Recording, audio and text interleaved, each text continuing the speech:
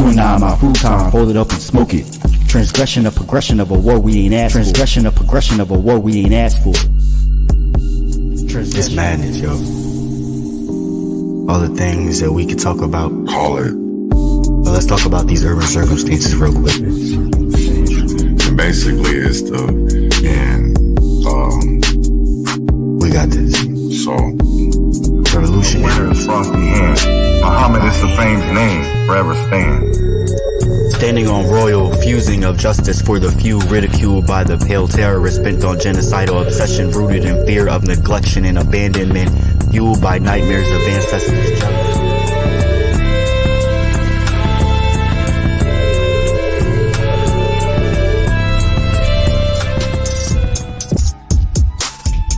truth, because at the end of the day, I still want to be able to I don't dislike George Washington. The kind of friends I think all friends should be like my friends. My friends are the kind of friends I think everyone needs. My friends see the things at times I don't see. My friends hate the police.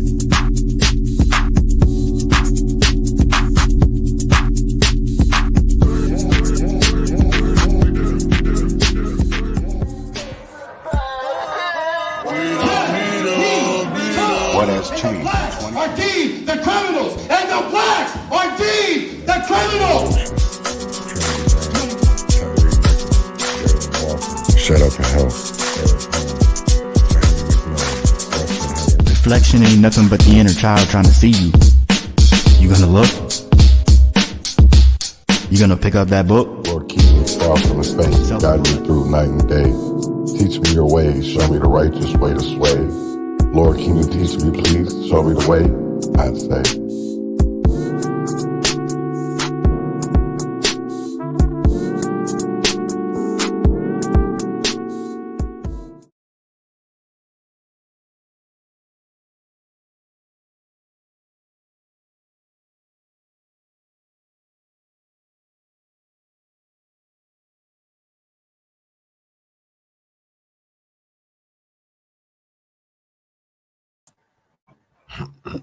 Hello.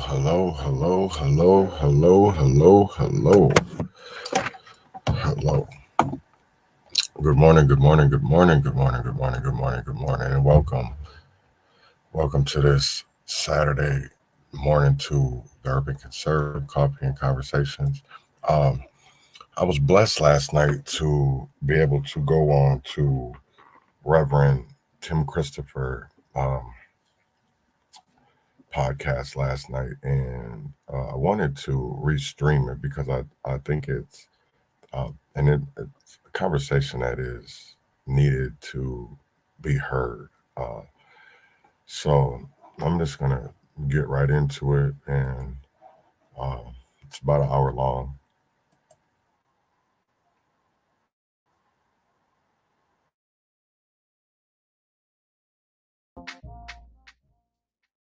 What's happening? What's going on, people? How we doing? I didn't even adjust my chair before I got started, so got to do a lot of scooting here real quick because that's what it takes to get my chair over this stupid thing. But how we doing, people? What's going on? It's Friday. I hope you had a great day. You're feeling joy at everybody around you. And nobody got into it.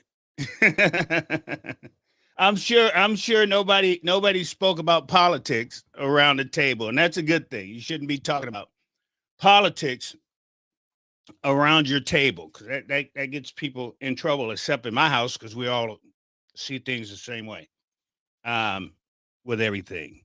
But Chaz Neal is supposed to be joining me tonight. We're going to see if he's going to jump on here with me or not. So we can chop it up about a couple of things that that's been going around the Twin Cities. A few things that are happening that we don't see being taken care of, and go from there.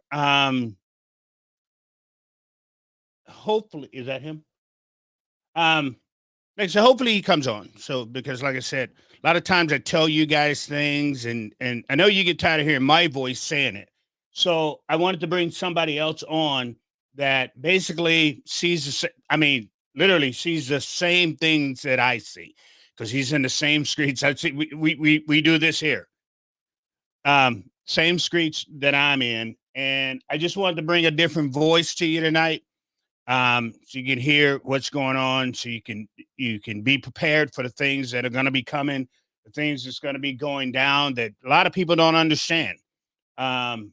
So we're going to get into a little bit of that tonight, once he jumps on here, and then go from there. Talking from police to some of everything on tonight. There he is. There's my dude. There's my dude right there. Hold on one second. Let me get him on. Let me get him on, and there he is.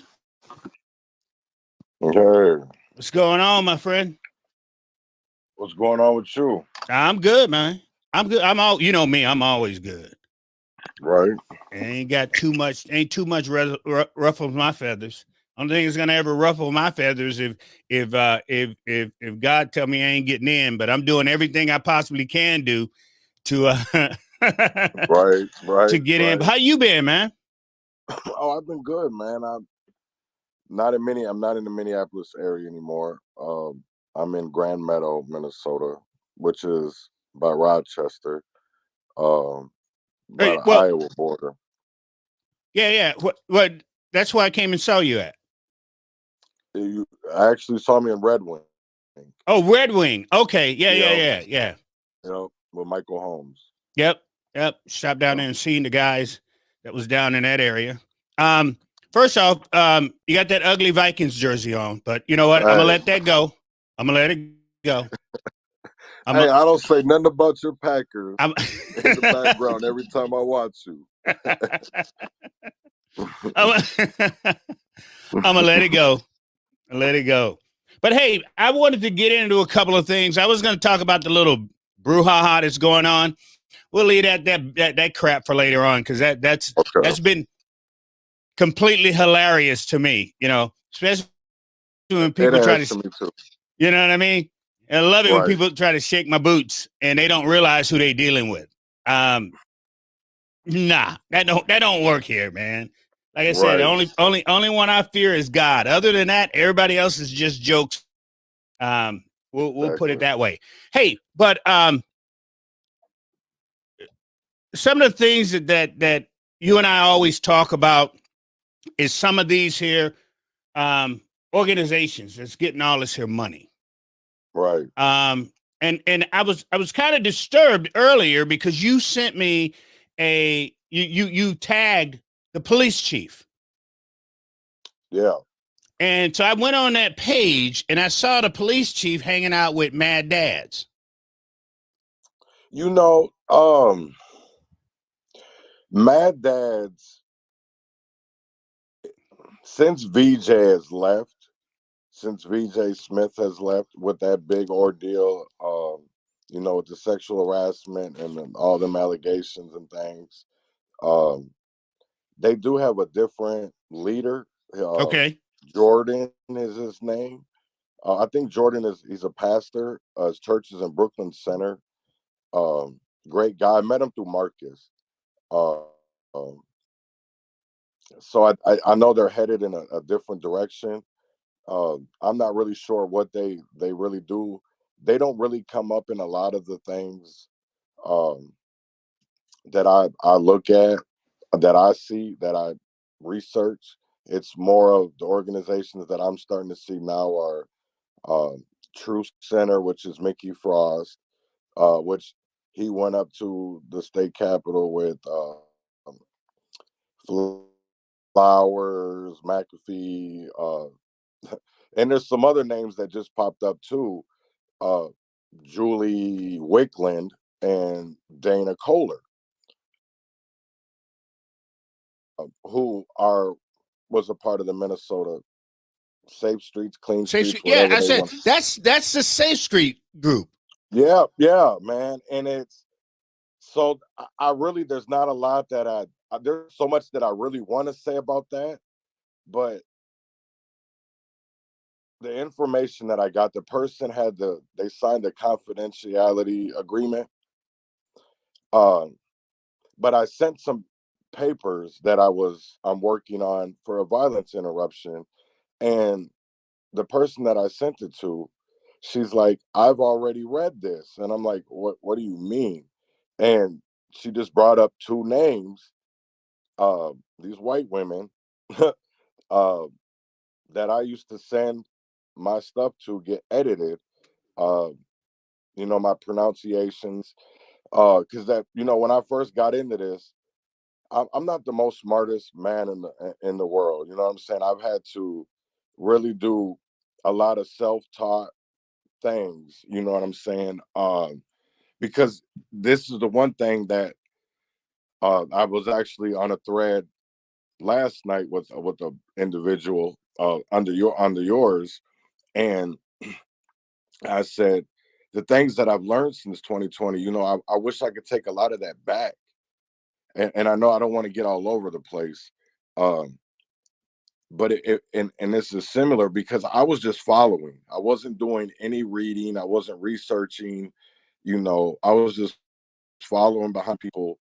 Um, and then when Anaya Allen happened, is when I really started to see um, these organizations and these groups for what they really were, and it was all about money and not educating uh, and advancing people. Um, and that's when I come to find, Rashad Turner, Don Allen, Ron Edwards, rest in peace. Mel Reeves, also rest in peace. Me and him had great conversations. Uh, I just wish people would really, that there's two sides to every story, and especially when it comes to the fall of Minneapolis. Uh, there's a lot of things that we didn't know then that we know now, because one thing that when we know better, we do better.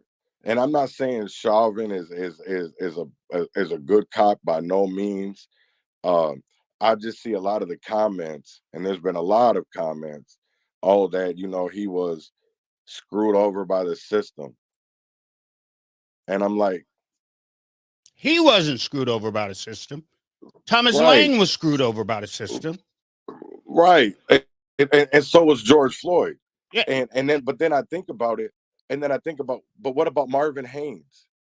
What about Timothy Magruder? dude, I've been talking about Marvin Haynes for months, right? Oh, I know. I've I been on know. Marv. I've been talking about Marvin Haynes ever since I had his sister right here where you're at. I've been Right. talking about how this system. See, let me. Now you brought it up, so let me do this here. I have never told anybody not to watch this film. Not one time have I ever said that. I think it's a great thing if they watch it in the light of the way I've been asking people. When you sit down and watch it for what it is. Right. Watch it for the system being corrupt. They railroaded some cops. Yes, they did. The very system that black people have been talking about for years. Right. Now they see how it works. So instead of going after the system and making the system fix itself, we're going to go out there and try to get one cop off.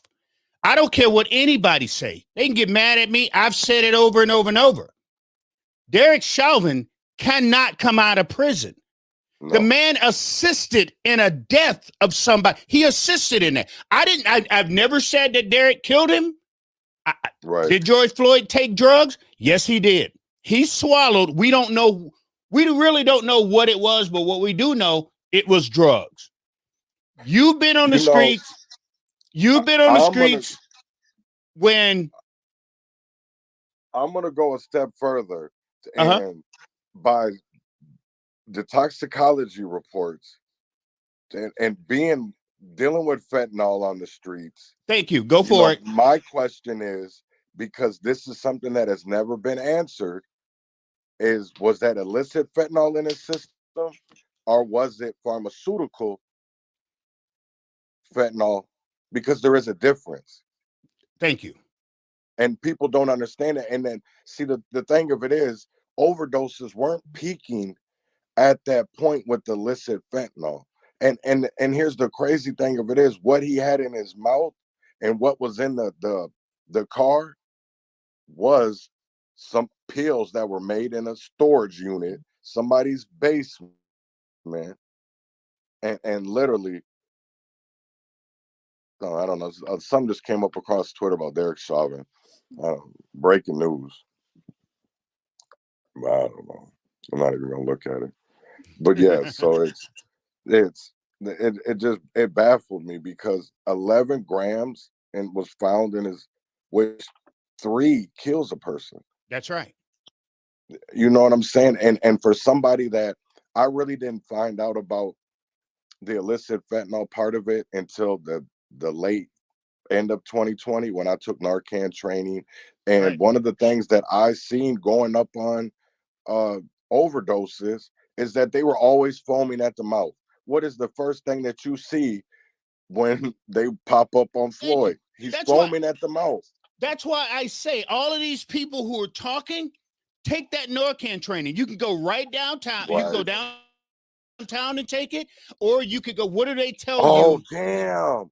Right? He was stabbed. Oh, Who my was? bad. Chauvin was stabbed in prison tonight. Wow. Yeah, and he's in a Kush prison too. Care 11, that just came up across Care 11. Oh, wow. Yeah. Wow. Mm-mm-mm. They're not keeping an eye on, oh boy. You know how come on.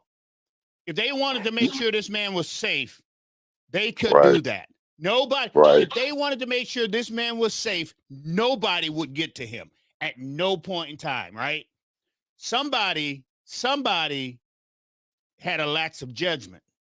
That's what Yep. happened there. That's I why think too much has been came out since the documentary, because Rondo lied on the stand. I don't care what nobody says. there we go. Arredondo lied on the stand. Dude, that's what I've been saying. Everybody believed the cops when it's black people. Right. But all of a sudden, now that the police captain, right, lied on the stand. Why are we not focusing on that? He lied. Oh my God. But we don't focus on that. We don't. No, they don't. And that's the part that frustrates me, is because, like, certain parts of the documentary people should have paid attention to, and they weren't. Exactly. It was like the dispatch audio. Yeah, I understand how the police feel, about the building. But here's the part that what people don't realize either, and I'm waiting for this to come out because it should come out within the next 6 months, is that there was already issues with the 3rd precinct. There was asbestos, there was some kind of structural issues with the 3rd precinct. So why do you think they let that go like that? Because watch when they file this insurance claim on the building. Right. But here's another. Well, yeah, I can see everything you just said. I can see that now. But here's another thing that nobody is really zeroing in on. When that lady cop on the fall of Minneapolis, when she said we ran from the building so many blocks. So are you telling me the leaders, Mayor Fry, are you telling me that government you hold on? They left people behind doing a riot. Police officers that people was running around with pig heads talking about kill the police. Wait a minute. Make me understand that right now, Chaz. I need you to make me understand how leaders leave the police officers behind. Nobody's talking about that. You know what's crazy? And right. And I was down there that night when all of that popped off, and the saddest part for me is that while the third precinct was going up, you had people that were trapped in a pawn shop, and the fire department could have cared less. They were letting, and that was the sickest part for me, is because, you know, I sit here and I look 3 years later, and what has changed? We were literally, they want to say we burnt down our neighborhood, our own communities. No, we didn't. If anything, black people looted our communities. Yeah, They went and stole. Thank you very much. Appreciate that. We looted. We went in the Right. buildings. We took stuff out, but we wasn't burning nothing. So No. let's make sure we are on the same page with that. I know that for a fact.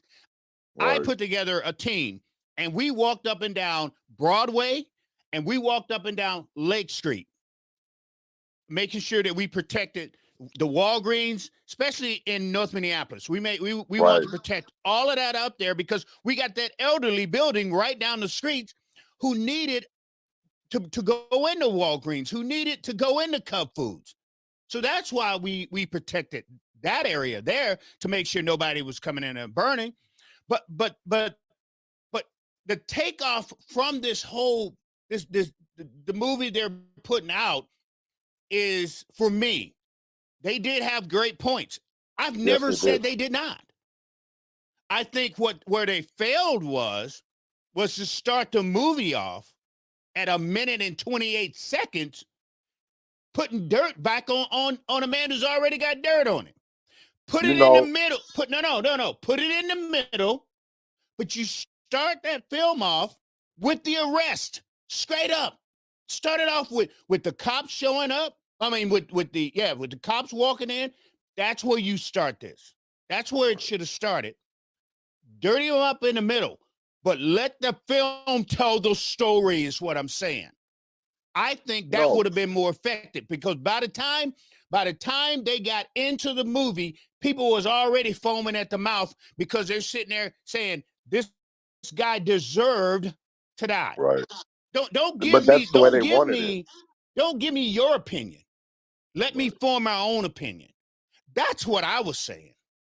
But that's the way they wanted it, though. You know. I know. But that's the way you get it, though, when it comes to what side of politics they're into. You know, because if Alpha News and Liz Collins would have been a left group, they wouldn't have started the documentary off like that. Probably not. You know what I'm saying?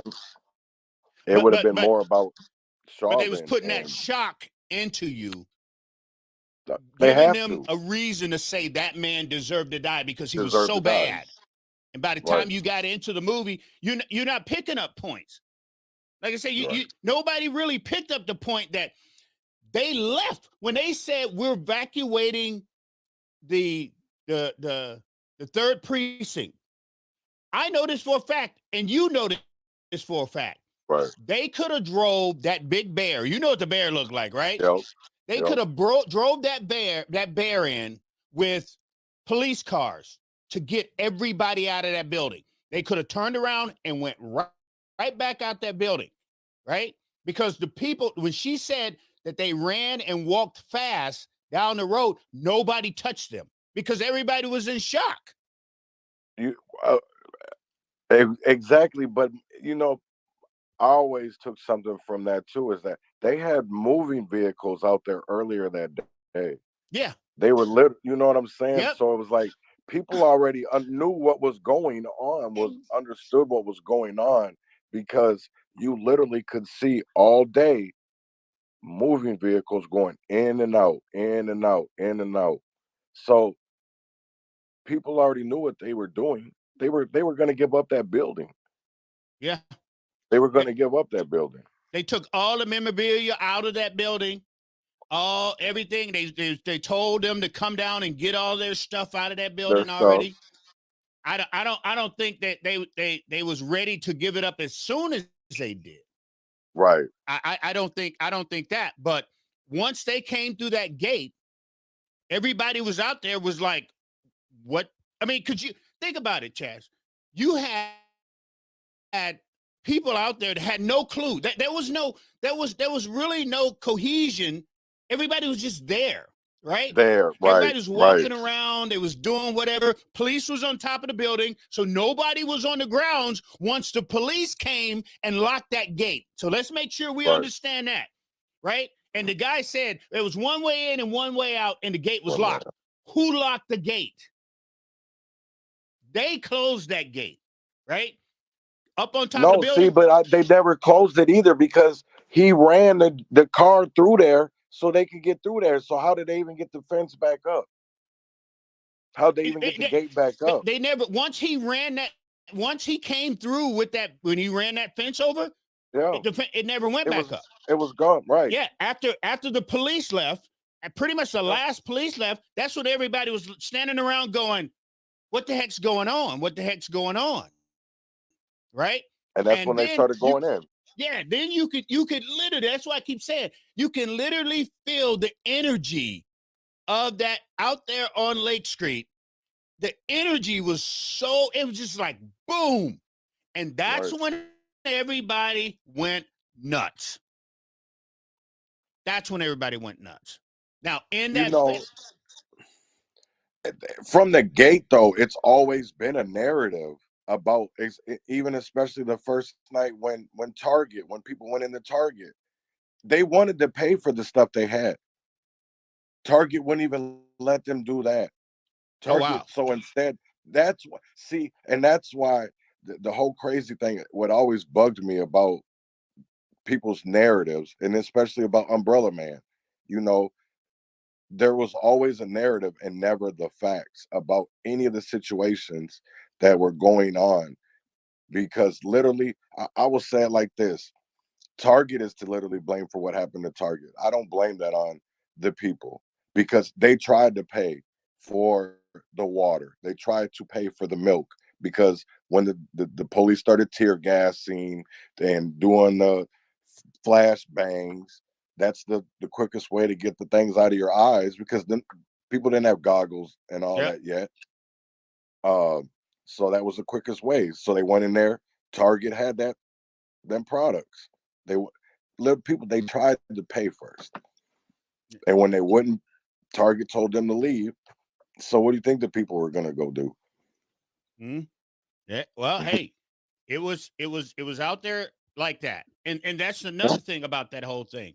I mean, why not interview people who was out there on the streets, right? Right. Who could also tell the story. That's why I said it was one-sided, right? Yes, it was.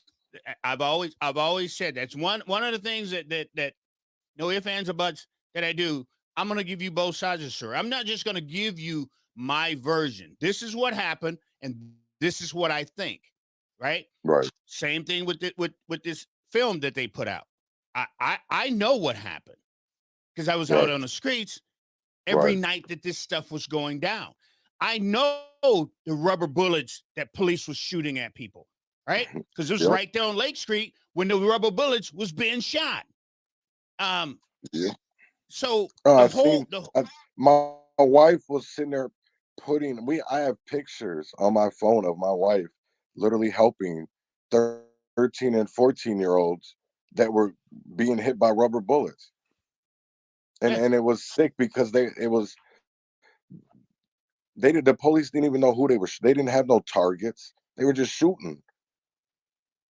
And literally they would just shoot in the crowds and they would hit kids. Yeah.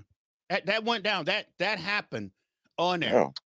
But what I want, what I'm hoping that people get from this here movie, and like I said, and I'll repeat myself again, so people won't be out there lying on me. Please watch the movie. Watch it. Sit back and watch the whole thing go down. Especially if you wasn't there. Especially if you wasn't out on the streets. Especially if you know what happened. But also, what I want you to realize also is this: it's coming from one side. So let's be real about that. It's coming from one side. Because like I said, I hope people out there who swore by this system, They swore by this system. No matter how many times black people said this is a corrupt system. This system Right. is so bad that we won't get a fair shot at justice. Now they see. Now they understand. That's also what I would like for people to take away from here. There are black men in prison right now that this system had put them in a hole that they're never gonna get out of. That's a true Nope. story, man. Right. You know, so we can sit here and we can argue over little bits. That's fine. But the little bits I want to argue over Thomas Lane, which I believe should never have ever seen the inside of a prison. Why are we not fighting for him? I said that from day one. I said that cat that said, let's roll him over should not be in prison, right? And everybody, oh, Right. Rev, you're just taking a white man's side, the white man this and the white man that. I'm not taking it about no white man. It's about justice. This is what I'm talking Right. about. I believe in justice, whether I don't care who you are. But this system is so corrupt, right? And then the DOJ report came out. I ain't heard nobody talk about that DOJ report, bro. Nobody. No. And they won't, because it doesn't fit the narrative anymore. It doesn't fit the narrative. Yeah. So that's been my whole thing with this. If we're gonna tell a story, there's so much in that film that we can pull from to tell a story on. But Right. nobody want to tell the story. Everybody want to take, Derek Chauvin shouldn't be in jail. Yes, Derek Chauvin, let me say it again. Derek Chauvin assisted in the death of a man. He sat there on that man's back while this man was having an overdose. Not only did he sit on his back, but he put his hands in his pocket. That's how comfortable he was with the system, is what I'm saying. The system was going to get him off. The problem is the system ran into a lot of politics. Right. Right? Right. I mean, if we're going to tell the truth is politics also got Derek Chauvin locked up. And because of that, the shrapnel from Derek Chauvin got those other cops. Dude, look, like I said, that's another thing of what people need to take away from the documentary as well, is look at the emails that were sent between all of these people. You got to look at Mike Freeman's words to look. I'll even, because there's a lawsuit right now with Amy Sweezy, and the other guy that was originally on the case. And if that's what I don't understand too, is people never want to read these court transcripts, because so much more comes out than what we are even told. Are these, and what I don't mean the criminal ones, I mean these civil lawsuits, because so much more comes out. Because if you look at the Sweezy, and I know Robert, if you're watching, because you just text me, because he put the inspection, the third precinct inspection in the he added as a comment or whatever, because unless you got blue check, you can't comment on Twitter lives no more. Yeah, but that's a dang on shame too. That's sad. It is sad. But yeah, because there's so much more that comes out that we never get the full story about. You know what I'm saying? Because I'll tell you right now that documentary connects a lot of dots in Minneapolis, and people don't even realize it. That's the crazy part for me. Because nobody wants to think beyond one simple thing. Let's think beyond trying to clear Derek's name. Right. Period. Let's think beyond that. Let's think beyond a total travesty that happened and we watched it go down. when the politicians came in the town, right?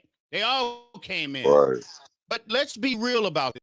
This isn't about Derek Chauvin, and No. this isn't about George Floyd, because you and I know that this stuff was happening before George Floyd. This was happening before Derek Chauvin. Only thing that needed to happen was somebody need to strike a match and throw it in the powder keg. That's it. Derek Chauvin, George Floyd was that match that went into that powder keg, because we do know that Philando Castile, that man should be in jail right now. There's no ifs, ands, or buts about that, right? I mean, if we're gonna be real about it, let's be real. There's no reason for that cop that murdered Philando Castile to be walking around. But you know what people did? They said, nope, marijuana got him killed. Right? They dirtied that kid up enough that got that cop off. That was one of them. Jamar Clark, there's another one that was murdered by the police department. I can keep going on and on and on, and you know what I'm talking about, right? Right. So all of that set the motion for George Floyd and Derek Chauvin. Everything that happened before that, all the times that people was getting railroaded in court, all the times that all the times that these police officers was lying on reports, and then it come to find out they told a lie and people was getting off, all of that led up to what we saw with George Floyd, right? And Derek Chauvin. That's what that's exactly what happened here. So those people who just want to focus on what happened to Derek has zero clue what happened outside of Derek, because none of them, not one of them, stopped for 5 seconds and said, you know what? Maybe we need to start listening to these black people, because blue may not be as good as what we're thinking, because blue wasn't. When they would roll up on people and do them jump outs, come on, jump out boys. The thank jump you out very boys. much. You know what I'm talking about. The jump out boys. Jump out boys, right? Just roll up on you and jump out and just start grabbing people. That's not right, man. So all for just being black. Exactly. So this stuff, all this stuff was before that. It just, only thing it needed was a light, and it was going to go crazy, right? Well, I mean, let's go all the way back when NWA made the song "F the Police." Why did they do that? Because the police was so corrupt in the black community, right? Because I guarantee you, if you take them and put them out in Maple Grove and they start doing that, people gonna be they gonna complain about that. Right.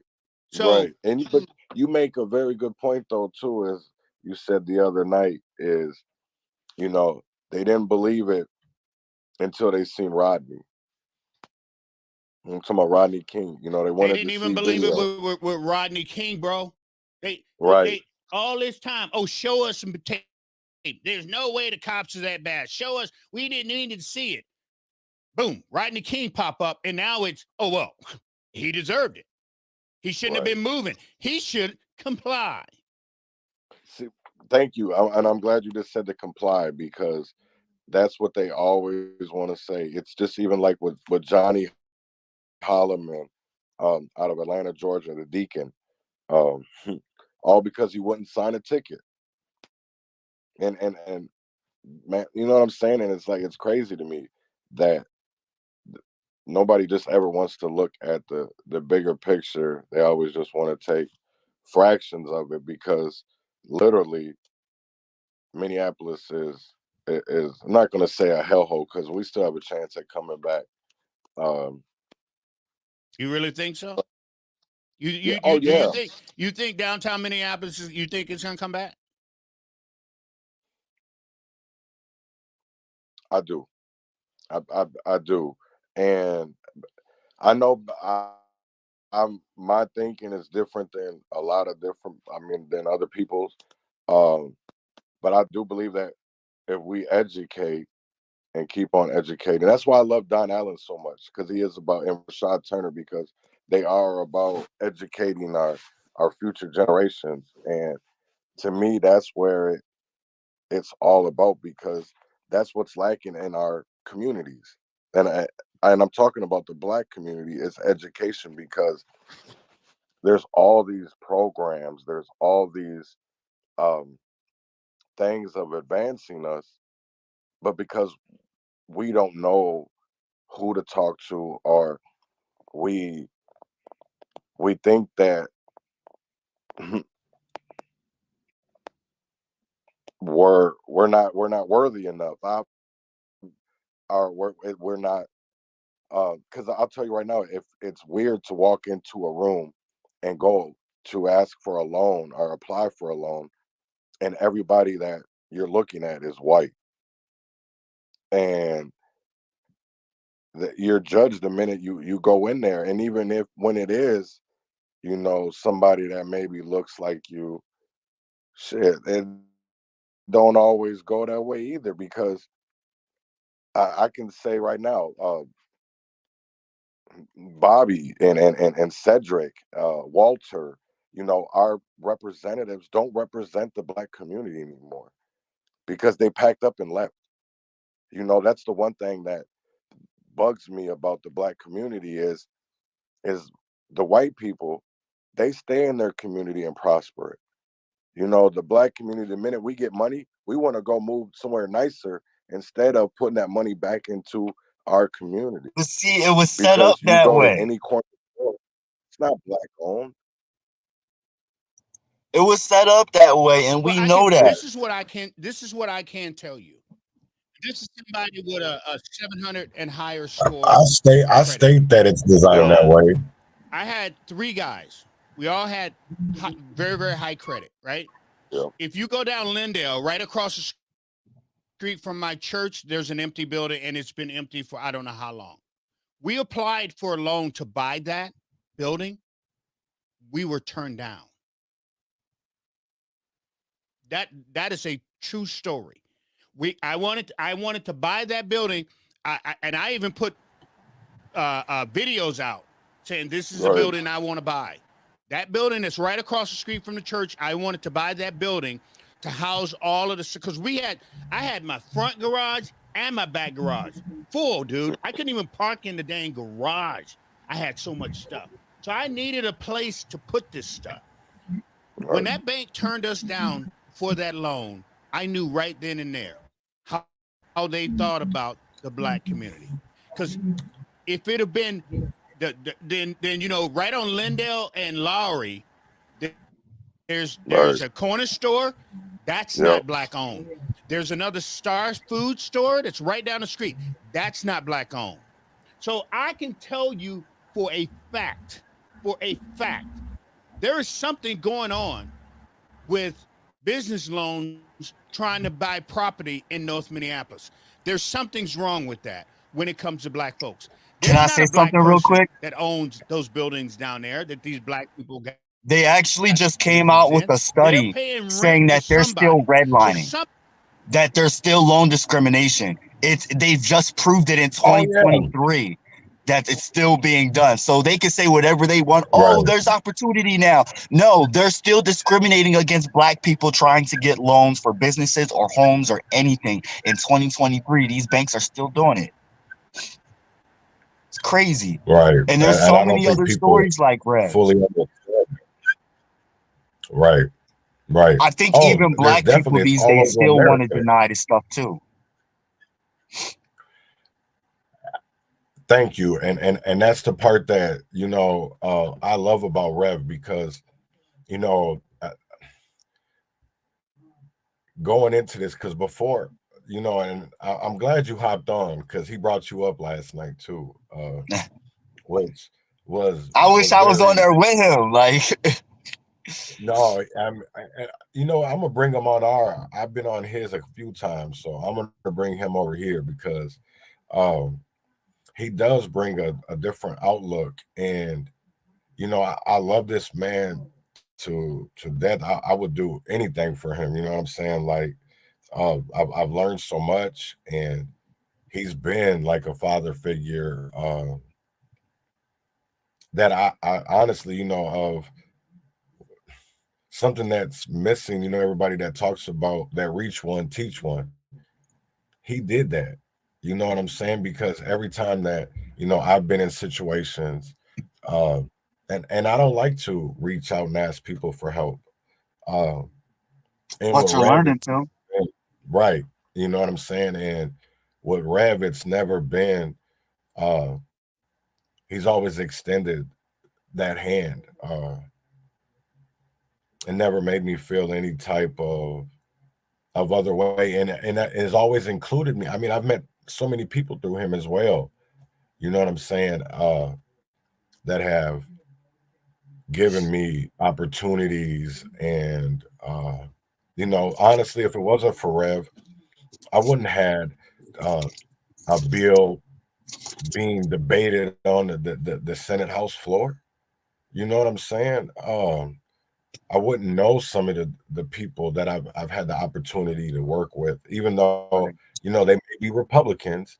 And it's crazy because I agree with some of the things that they're doing legislation wise when it comes to home ownership and small business ownership things.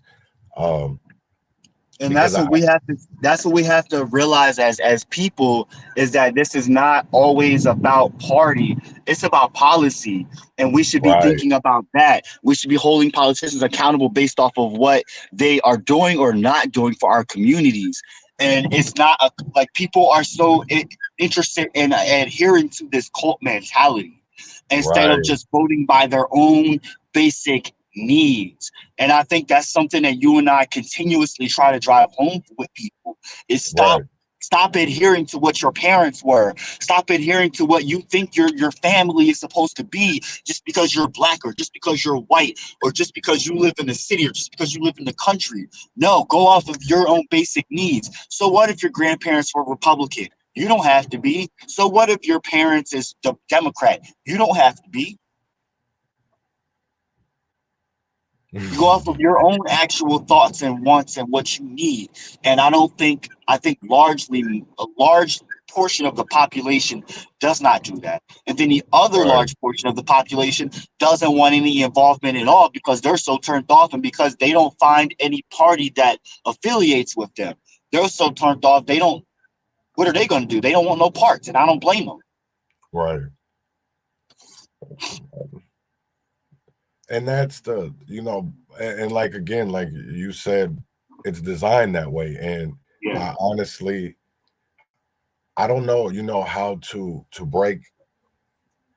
Uh, I don't even know how to break that down, because, or even how to get even further with it, for the simple fact, like, nobody wants to be. We sit here, and they've allowed legislation to make kids dumber. Yep. The kid left behind, and then they flaunt this statistics and data, and say, that put more money in the education, but what are we actually putting the money into it for? Because you can literally get a private education, and just listen to me for a minute. I just want to prove a point, uh, that when we talk about education, and it comes to money, because you can literally pay for a private education, and it's cheaper than what we're actually paying per student publicly out of taxpayer dollars. I So was, yep. I was just saying to Steven the other night, like, when we go to have kids, fuck public school. They are not going to public school and dealing with bullies and dealing with indoctrination. I would rather send them to a charter school. I would rather pay for them to go to charter school, knowing they're getting a quality education. They're going to be around a diverse group of people, and it's honestly cheaper than what we pay as taxpayers to put them through public school. right. Crazy. It is, But and there's literally a movie, and I think I saw it on Netflix, and I'll have to share it because I just watched it. But it's about a mother out of DC, and the the reason why it struck me is I read the description of it, and I don't want to get too far off, but it really intrigued me because she literally went and did a school voucher, for families that if they wanted to put their kids into a private school, because it gave them a better opportunity. And what's crazy is it's less money, and then you hear these politicians, when there's programs like that, they think that it hurts our kids instead of helping them, that they like to twist it, and it's actually no, because how is it not helping them when we have people in our own Black community that sit there and say they speak for us but don't live there? And then the people that do live in these Black poor communities, they don't even get listened to by the state legislators, because you got a mouthpiece that's paid and they live in a better area where their kids already go to a better school. So essentially, no one listens to us and no one's actually representing us. So it's essentially like we constantly go unheard. And this is what grinds my gears, because no one's seeing that, or people who see it, but they don't care. I think it's the fact that people just don't care anymore, because I literally just went through a status quo. They're used to seeing us in dilapidated conditions. They're used to seeing us dumbed down. The stereotypes that they help perpetuate, they want to keep. Not only do they want to keep that in structure, but they're also so used to it that people can't fathom anything else. It's as if Black and ghetto, or Black and ratchet, or brown and poor are supposed to always perpetually be synonymous. Right. Let's finish this conversation with Rev real quick. Yeah. Because, Finish wrong. And then you have your Bobby champion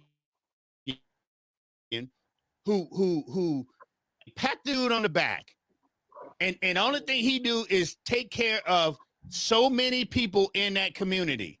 Right? When he's harboring for these loans, we all know where those loans are going.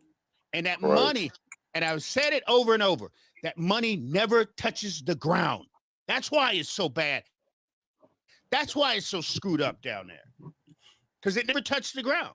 That's why when I saw the Mad Dad things, because I know the way things was ran before in Mad Dads. Right. So that's why I saw the police with Mad Dads, and I was like, whoa, wait a minute. Don't he know? Do he realize who he's dancing with or he's dealing with? You know what's crazy is I love O'Hara. I think he's a great guy. I had big ambitions for him when he became the police chief. But I see that he just fell into the politics.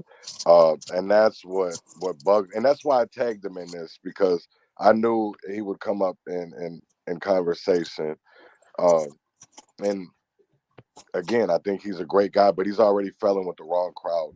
When you're sitting there flaunting, Camo J, and I no disrespect to Camo J, but they're not for the Black community anymore. You know what I'm saying? And then you're riding around. No, KMOJ is for the Black community. They just pick and choose who they want to deal with. They won't do, dude. Come on, all them people we know. Leslie got a show that she does on Saturdays and Monday. You tell me, I know Leslie. She used to be the president of the NAACP. I know Leslie very well. Always asking Caucasians permission. Yeah. I know she ain't gonna have me on her show. Right. But you know why that is, though. Al won't have me on his show. Speak their language, and that's understand, right? So I get it. I get crap thrown at me from both sides. I get crap thrown at me from my own people, right? When I'm telling them to do right, and this is what we need to do. And then I get crap thrown at me when I'm going after racist people. Because that's exactly what happened. The minute I start calling out these people going, do I have to wait every single day and go on this here fake porn site That's what I call it now. I don't even call it a website. Right. It's a porn site because people use that site to just throw ugly, nasty, degrading things at black people. That and I put that out there so nobody can sit there and go, well, we don't know what he's talking about. Yeah, you do, because I posted it all day today. I posted the garbage that being said about black people all day today. That's why they mad at me. That's why they mad.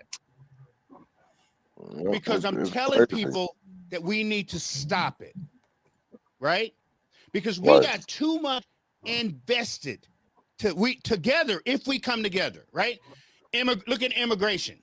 Heck, the Democrats have pushed black people completely out, man, and brought these Somalis in. Facts. Right. Facts. So Facts. get together with the white people on immigration. Right. We agree on that. Right. Crime. White people act like we don't care about crime when the neighborhood is crying out, right? Except we got gatekeepers, and they don't understand that. We got gatekeepers in our community that keep the crime going because it's this here. Crime pays. Right? Yep. So only thing I'm asking is for people to come together and let's work together on this here because they're moving. Look at what happened in St. Louis Park. Right. I'm just saying, if they think that these people are going to stay in one little area, they're out their mind, dude. Well, I agree.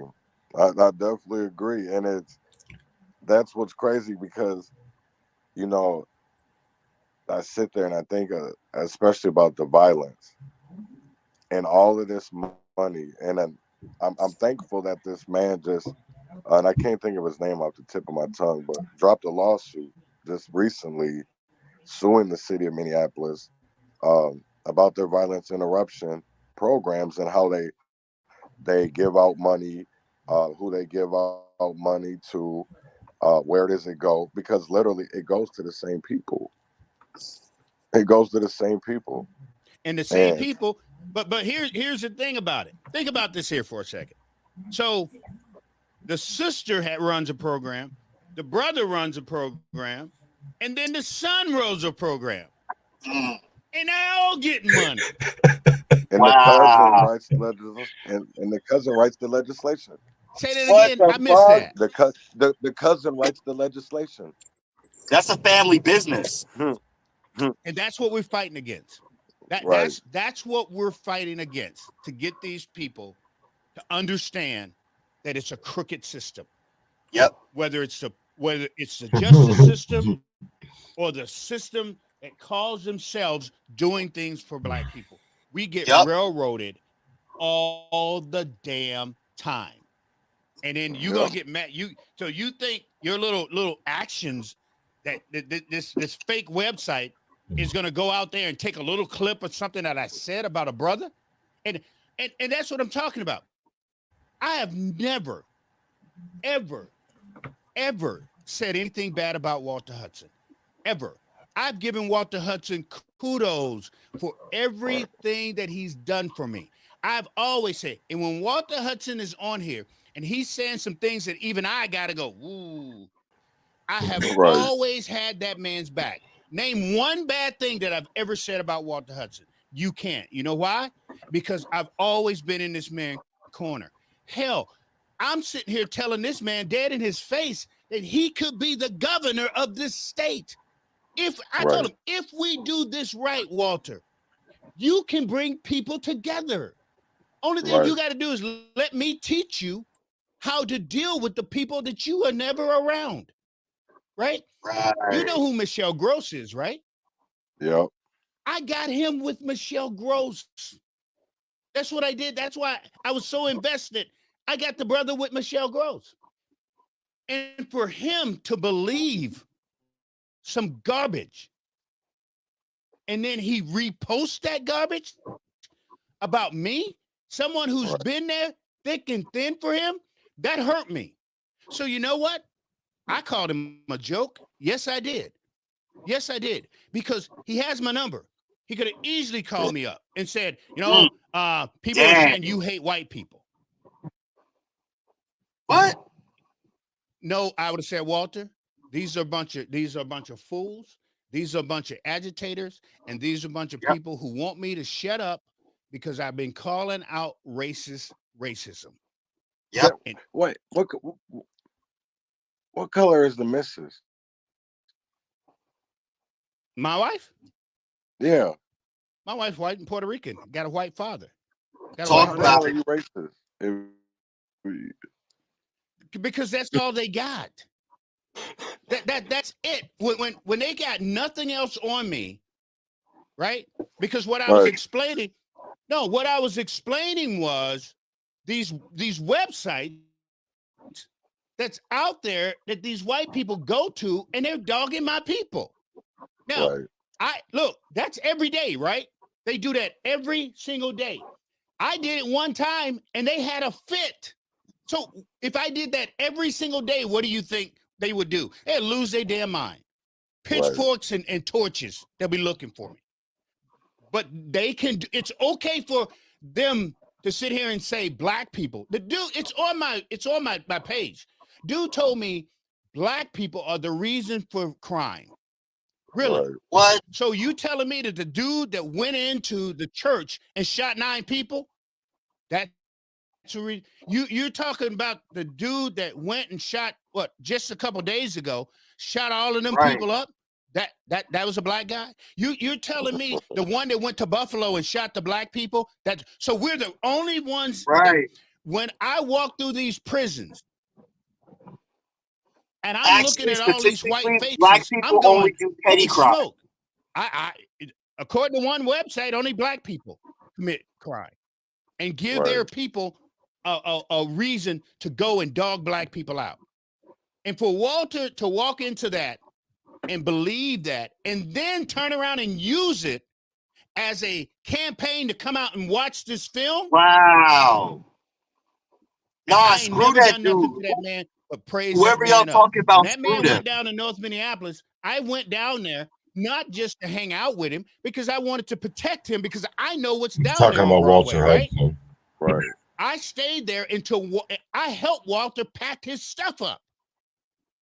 I helped him pack it up, put it in his car, shook his hand, said, thank you very, very much. Right here. I've always given Walter kudos. For if it was not for Walter, I would not be here probably. He is the one that put the bug into me when he gave me an opportunity. That's why I've always been behind Walter no matter what he did. No matter what he did. I've always been with Walter 110% because I believe that man could have been the governor of this damn state. That's how much I believed in Walter. So when people sit there and he put that little thing out, then he goes on and he puts the little get up out, and he's the victim. So he's the victim now, and everybody's trying to come at me. No, I already knew Walter that. I already stabbed me in the back, and I replied to that. And this fake website took what I said about him, put it out in a little snippet, and then Walter bought it. Knowing I've never said anything bad about him, knowing I would never put him down. He bought it. Is that the tweet by the leftist of Minnesota? No, that's the one swore up and down that I hated white people. Oh. That's where that one started from. But the newest one is because Walter put out there, he explained how we met and all this here type of stuff, and then at the end talking about a friend. You stabbed this friend first, dude. Don't be the victim. Now he's trying to be the victim. But you stabbed me in the back, brother. I had never said nothing bad about Walter at all. And if I saw him today, I'll still shake his hand because I ain't like that. I'm not like that. If I saw him today, I'll still shake his hand. I'll still say hello to his wife. I'll still say hello to his kids. That's not what I'm about. But what I am about is I'm from the streets, man. Somebody's loyal to you, you call me. Yo, if that would have been me, I would have called him on the phone and say, yo, let's have a conversation. What's up, man? You got my number. Didn't happen. He rode with the racists. It's what he did.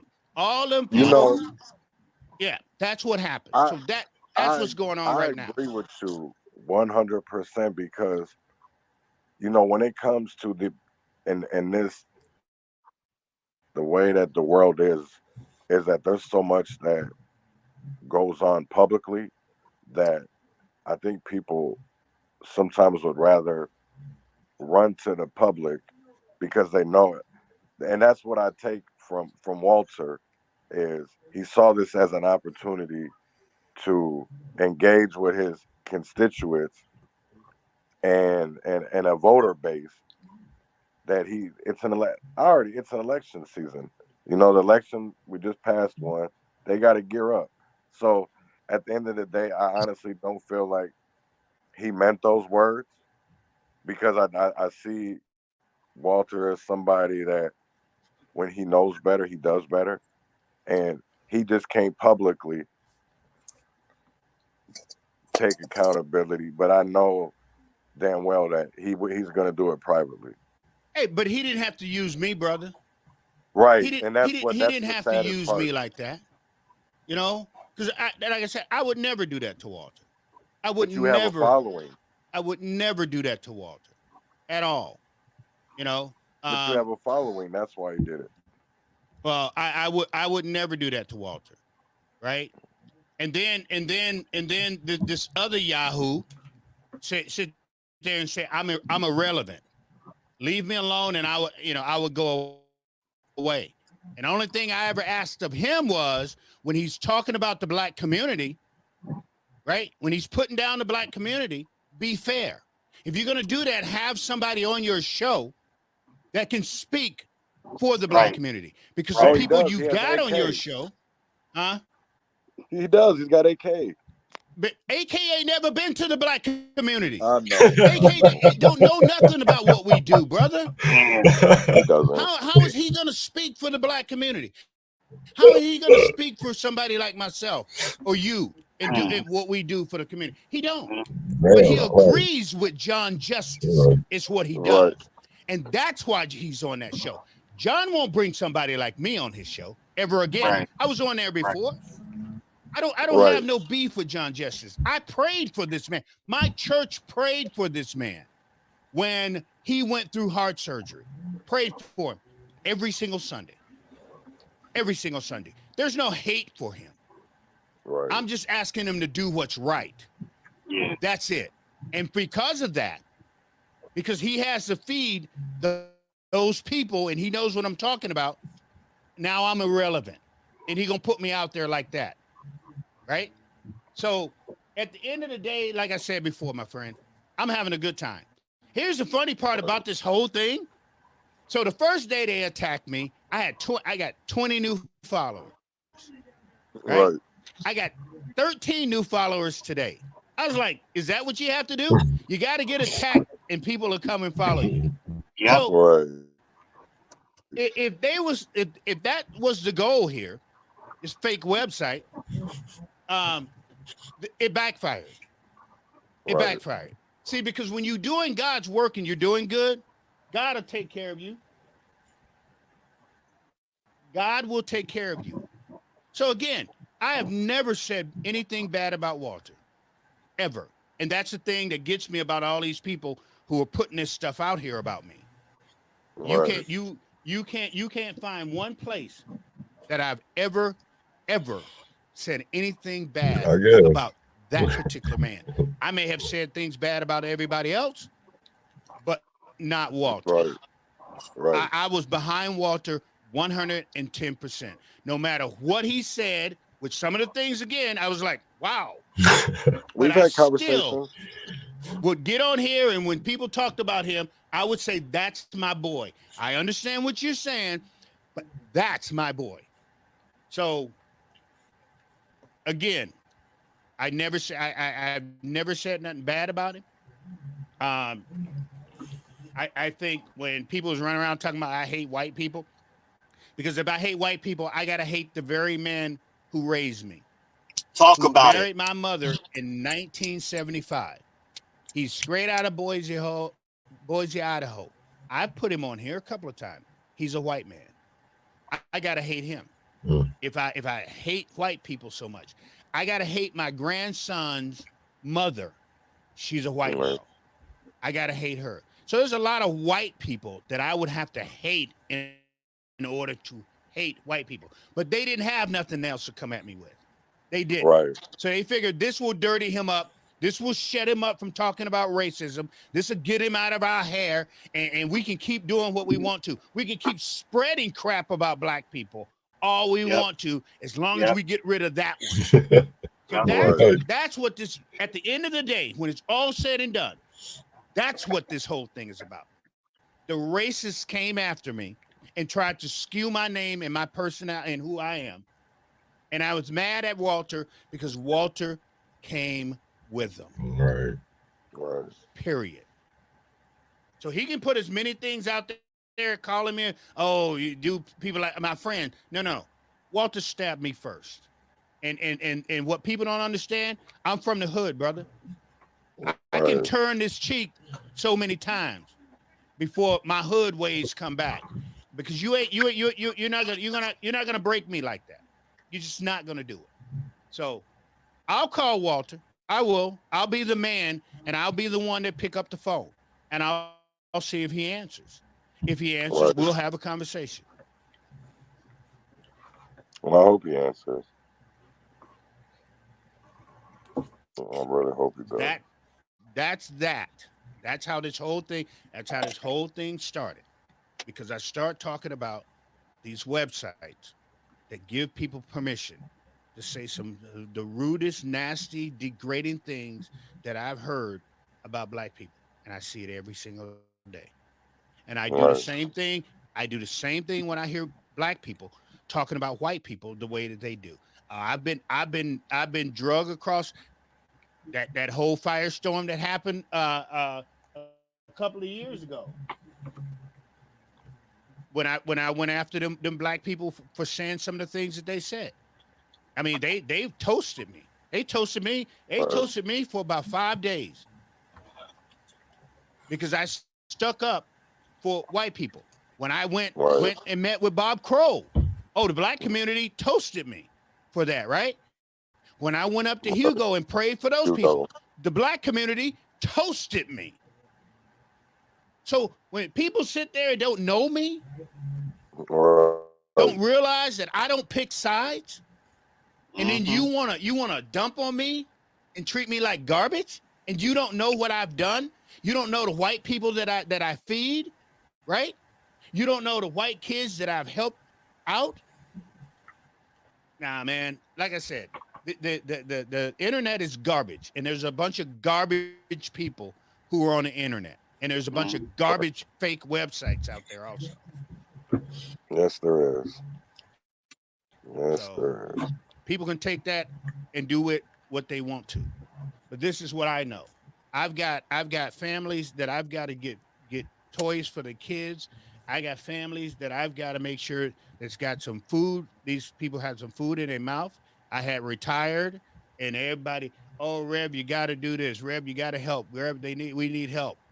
And I just got to the point to where I felt good. That I mean, like I said, I've lost weight. And I've been sick, and they still call. So I'm getting my energy back now. I'm gonna be all right. I'm gonna be just fine. So I just need y'all to pray for me, and I'm gonna be just fine. But at the end of the day, my friend, I like it. Who's that young brother you got on your show? Oh, John Terrell. I like him. That's he. I met him when he was actually out here for Dante Wright, and then we linked up again in Akron, Ohio, when Jalen Walker happened, and we were out there protesting for that. So yeah, man, I love John Tell. He's a great individual. He's taught me a lot. I know he started watching you because of me, so I know that he's gonna be. I have to clip that little comment you just made about him because I know you're gonna love that. Yeah, no, I like his perspective. I like how he thinks, and that's why I was sitting there going, I like this young brother. I like the things that he has to say. So keep Back him at on you, there brother. with you. Back You at you. two make a good duo there. Because like I said, I have to watch your. I'm usually at work, so I usually Right. watch you after, yeah, or every now and then, like a couple of days, I was able to get in there and throw a few comments on it. But I've seen yeah, that. yeah, keep that young brother, man. I Oh no, I like him. definitely am. He's the one that brought me out of my shell to be able to even do this stuff, man. He's the one that gave me the platform to be able to speak my perspective and to educate people and to liberate. So I will always be thankful for John Tell. Yeah, yeah. I like him, and I like how you broke that. What I really like is how you broke that whole video, that whole film down. That was really good. You know, because there was, you know, especially for somebody that was being boots on the ground, since watching the Facebook video to, you know, getting in my car and driving down to the cities every day for, you know, days and days and days, and being out in front of the Hennepin County Government Center for 6 weeks for the Chauvin trial. So, I mean, I was invested in it. You know what I'm saying? So, I definitely, to this day, it will always have a significance. You know, everybody's got their moment in history that changed their lives. Well, mine is going to be May 25th, 2020. Yeah, yeah. That's an awesome thing. But I'm gonna say it again. Go watch it. Watch that. Right. Really watch that film. I want people to go watch it. And no ifs, ands, or buts. And anything that I said has never been an attack on Liz Collins. Right. I consider myself to be someone who I'm not friends with Bob Kroll, but I respect this man. And if I respect him, I have to respect his wife. I've got Right. respect for Liz Collins. I'm not going to put her down. I'm not going to You say know- bad things about this woman because she didn't do anything for anybody to say anything bad about her. So I respect Liz Collins and what she does. I respect her husband also. So for all of these here fake phony people who run around here talking about, I don't want people to know the truth. No. I want people to know the truth.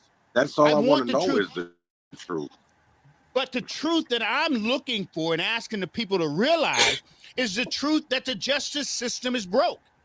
The truth Right. that the police are not as good as y'all been saying they are. The blue line, if the blue line was all that good, the blue line would have stuck up for Thomas Lane. They would have stuck up for that man. Because that They man would've do stuck up not for the deserve truth. to be in prison. No. Come on, something that pissed me off. That pissed me off. For that man to be sitting in prison. Shouldn't be. Should have Right. never went to prison. So, and I'm sure there's a couple other that you think shouldn't have went, but he's my main guy. That shouldn't be in prison right now. So I just want people to know from my mouth, I have nothing against Liz Collins. I have respect for her because I respect her husband also. Period, point blank. And that's another reason, like I said, and that's another reason I got in trouble because I met with Bob Cole, somebody that the black community was calling racist and KKK and all this here. I went and met with the man, sat down with the man, had a podcast done with the man. Right. And I got drugged through the right. So if people sit there and think that this is the only time that I've been drugged by a group of people, and it won't be the last time. But this time I had a good time. I had fun this time. This was fun. Right. When you picking up people while they dragging you, so I'm like, what the heck is going on? I'm getting new followers, and here they are spending all their time dragging me instead of doing something other than what they should be doing. But no, man, watch it. And like I like the way you broke it down. That's why I retweeted it. Right. I didn't get the other days because I know you did a 3-day. I did 3 days. Yeah. 3 days on it. I like the way you broke that down. I think if everybody watch it the way you did it, I think they're going to get a lot out of how you was able to pull a lot of stuff out of there. And there's information on there that we didn't know. And people are going to go, oh, wow, I didn't realize that. I didn't know that. I did not know that they did not allow the manuals to be brought into court. I didn't either. Right. I didn't. But then I that's found out why. I- Somebody hit me up and was like, well, because they couldn't find records that Derek Chauvin even had taken those training courses. But the crazy thing of it is, isn't the book enough to show that he went to training? Because I know from you know, if you go on Communities United Against Police Brutality, we'll talk about Michelle Gross. You know, that was one of the things that they pointed out years ago was the training records. Minneapolis police training records were off anyways. So again, and they'll use something. And I was like, well, and then they showed that, well, the picture, my understanding, if I could be off, but the picture they showed was this guy literally got his knee in this man's face. And that's not what Derek did. Derek was on this man's back, somewhat back shoulder area, right? That's what the MRT is you put the knee on the back, on the shoulder blade. The way that Chauvin had George, because, and if you listen in the documentary, because they caught Arredondo. This is the crazy part of where he even lied on the stand, is because it was Chauvin's attorney asked him a question, and it was the prosecutor asked him a question. It was basically the same question about where he had seen the knee. He gave two completely different answers. With the prosecutor, he gave it to where the media and they wanted the public to understand it. And then if you heard his response to Frank, or not Frank, whatever Chauvin's attorney's name was, Nelson, I think, that yes, that you would say was more on the shoulder blade in the back than it was on the neck. So that you pay attention to it. You really got to pay attention to the documentary. And I've taken some flack for my take on it. You know, people that I used to march with, they want to call themselves BLMers or that Black Lives Matter, and they want to call me a propagandist. I don't care. All I want is the truth. The truth. I've said the same thing, you know, but people accuse me of not wanting the truth to get out.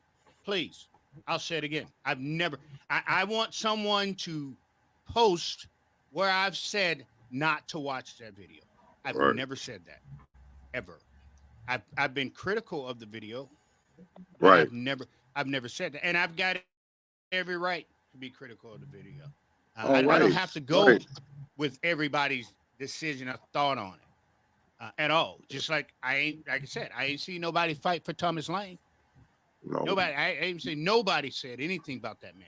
And I've been yelling and screaming about that man should not be behind bars. He just shouldn't be. I feel so bad for his family that he even got caught up in this crap.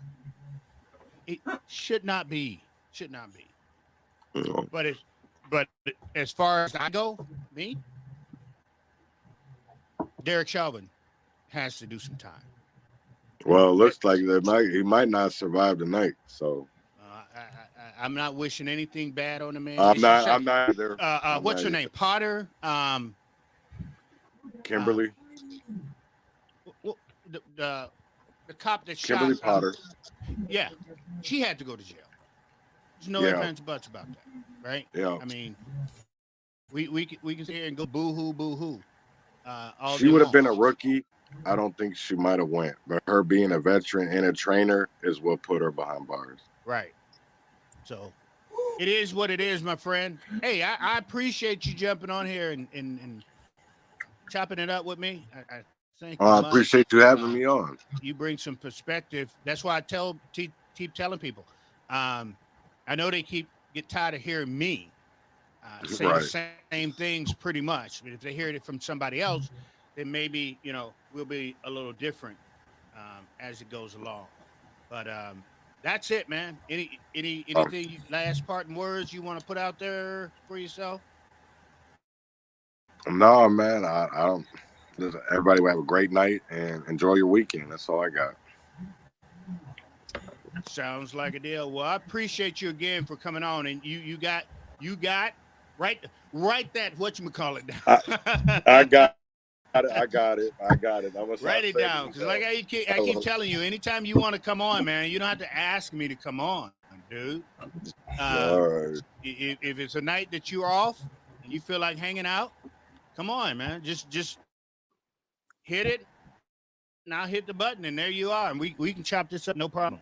I'll do that, man. Yeah, you know that. No problem at all. Hey, but let's end the night like we always end the night, realizing and understanding we serve a God that is mighty, a God that will make sure things that you do wrong.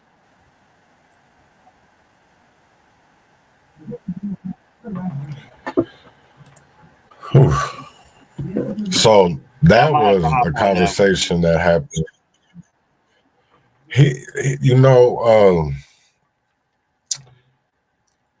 I love having conversations with Rev, and because he does have a different perspective, and what's crazy is I kind of, as time has gone on, I see more eye to eye with him than when we originally met, and that's because of education.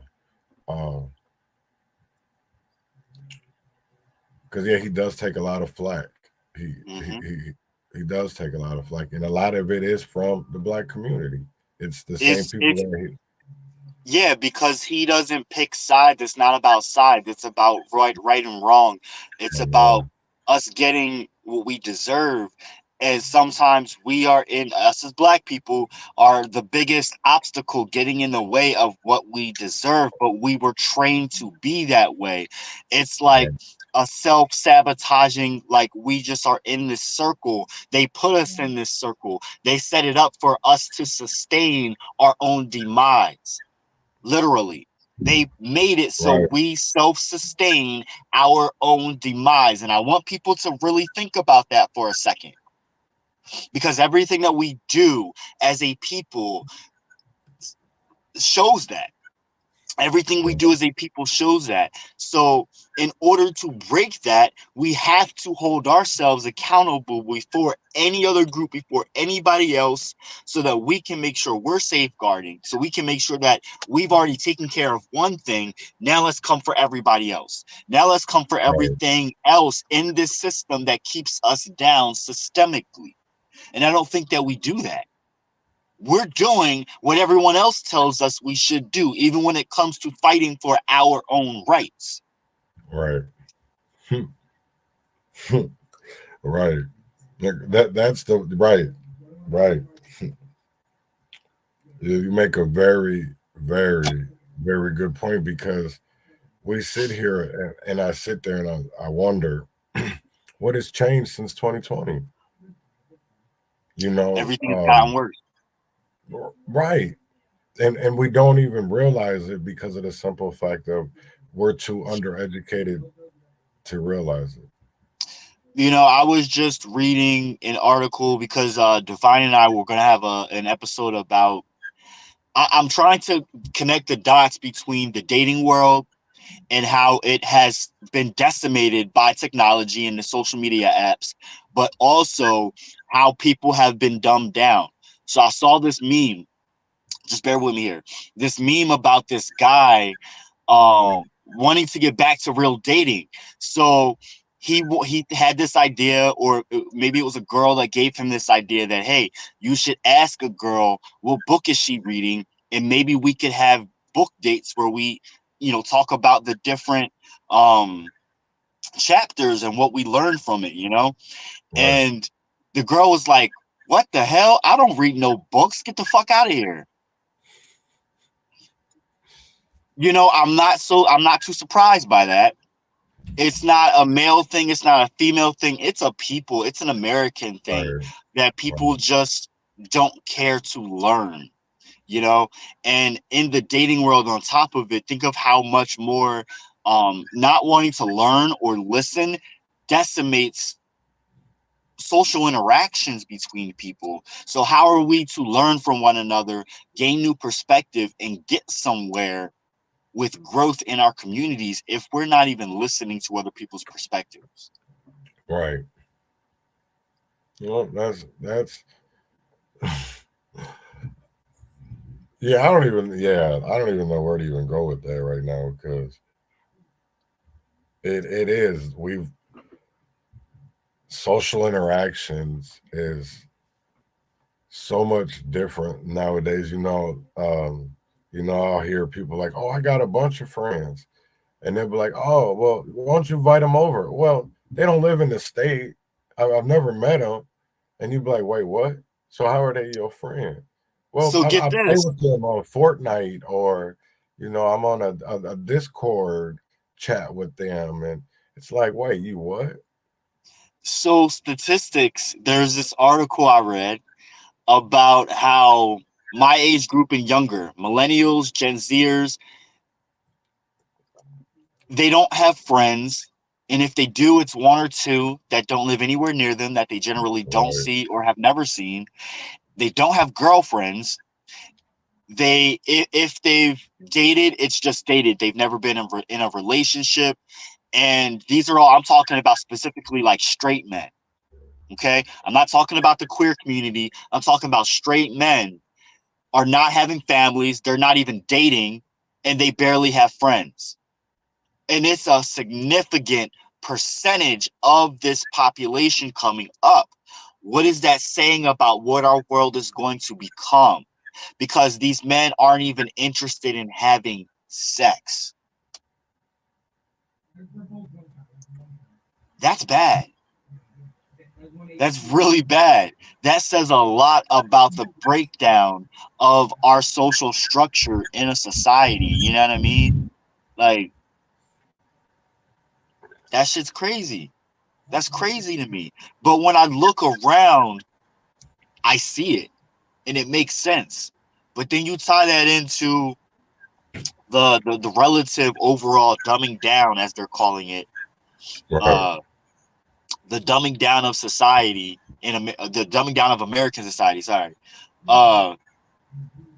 it makes sense. It makes sense on how we debate. It makes sense on what we debate about, because people get so quick to get into arguments instead of just sitting back and listening to perspectives so that we can get somewhere as a group of people. We're not doing that. We're bickering over the smallest of things. We're more concerned with who got into a fight on Basketball Wives versus why Rashida Tlaib is getting ousted from groups, and Palestine, and any actor or journalist that speaks up about Palestine is getting fired. Right. I mean, I could talk about all kinds of shit. Every day, things are transpiring that is just downright appalling, and no one cares. No one cares because they don't even understand. They don't even care to understand. And I don't even know which is the bigger problem. Right. Right. Right. I hate how my face is stuck like that right now. But what's crazy is that, if you don't understand something, you're not going to be concerned, or you're not going to be worried about what happens next, because of the simple fact of you don't even understand it, so you don't care about it. But even though you know it's going to affect you, you don't know how to prepare for it. You just know that something's coming, and that's what we're literally dealing with. We are made to just eat and consume and work for the system. Anything else is extra, and if it's too much compounded on top of that, we as Americans break down. We cannot take all of that. We're programmed to do three things essentially for the system, and that's it. Anything else is Right. extra, and you have to make the time for that. Right. Quite literally. I definitely agree. And because so much is happening with technology every day, and they're compounding more and more news on top of us, who really has the time to do research, let alone form an educated kind of thought. You know, I was reading another article last night. And yes, I read lots of articles every day about this guy that was watching French TV. And he pointed out a number of things that was noticeably different between French TV and American TV. And the biggest thing overall being that it was, in comparison to the United States, very sophisticated, very educational, but also in a way that you had to use critical thinking consistently, whether it was on a commercial, whether it was on a TV show. There was different bits of information that they threw in, but the conversations were a lot more complex compared to conversations you'll see on even the greatest debate show in America. And he was watching a debate with politicians, and the questions that people were throwing at them were extremely hard hitting, and there was no way that the politician could weasel out of a question. And if they tried to, they repeated the question again and drilled them even harder. You don't see that in America. You don't see it at all. Politicians can skirt by and not answer a question whatsoever, and no one checks them on it. And it's become the norm in America. Because if you don't understand something, you're not going to ask it.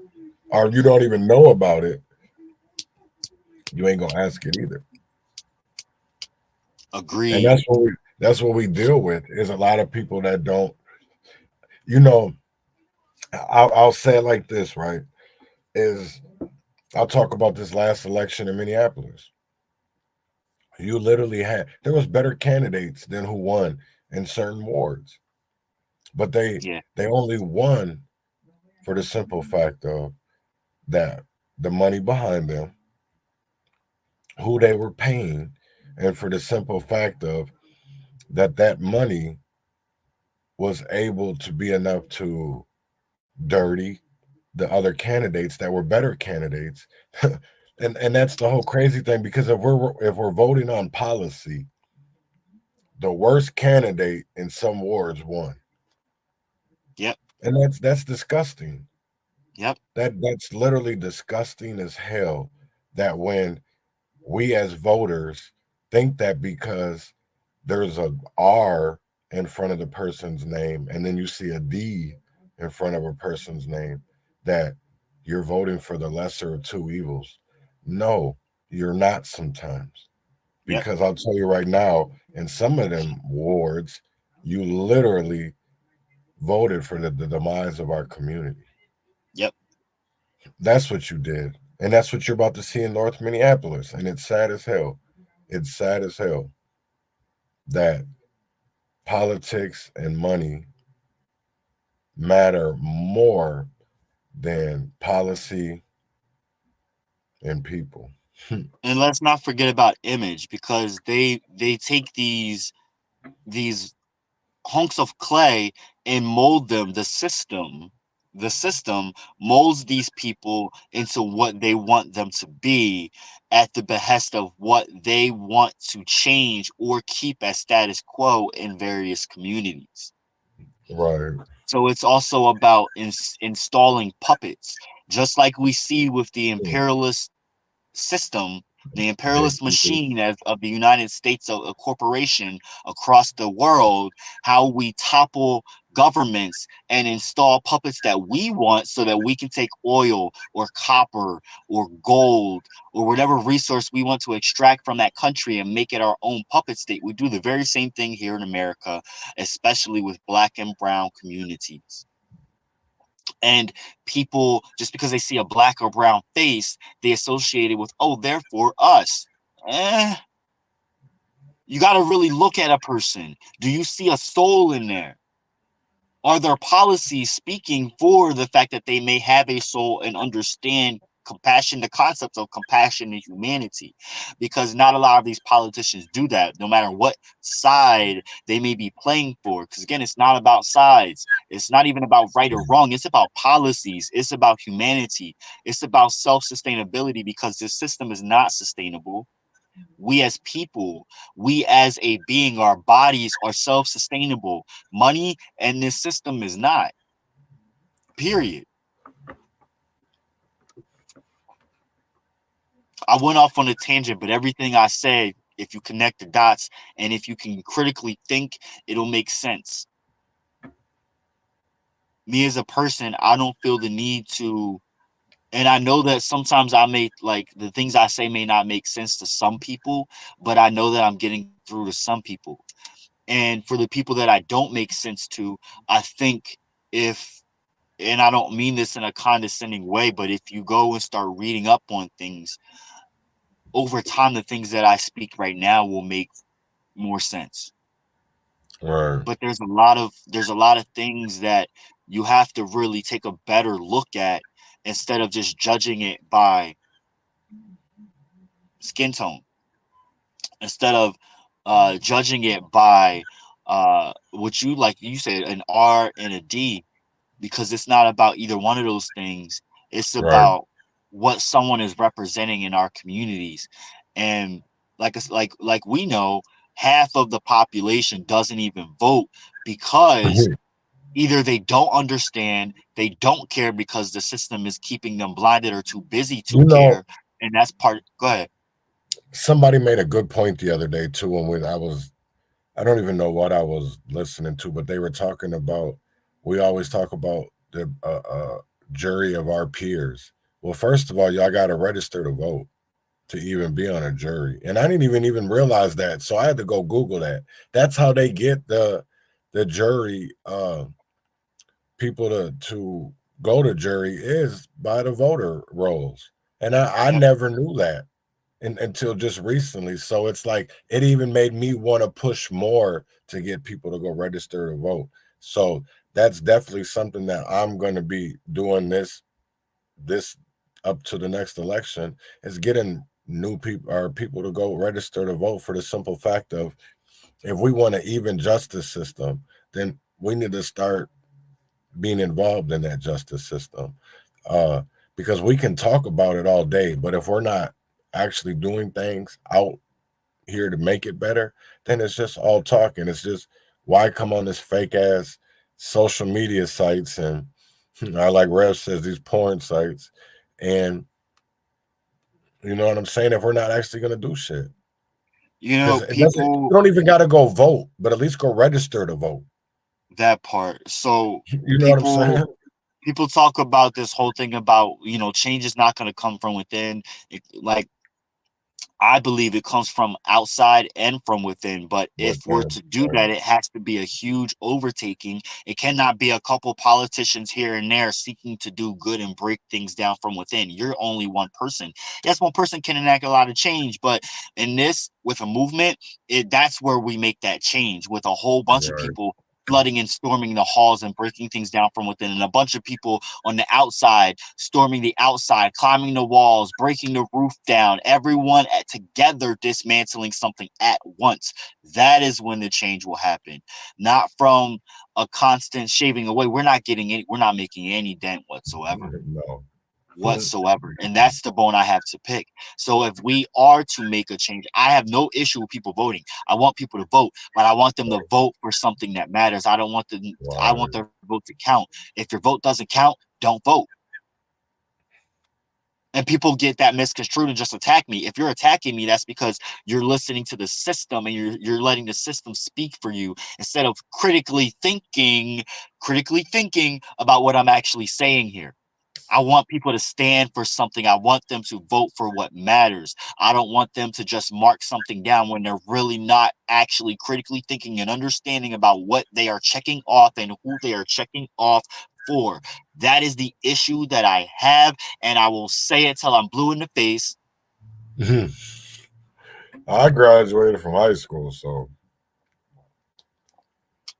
My point is that if you're not critically thinking, how can you actually make an educated decision about what you are doing?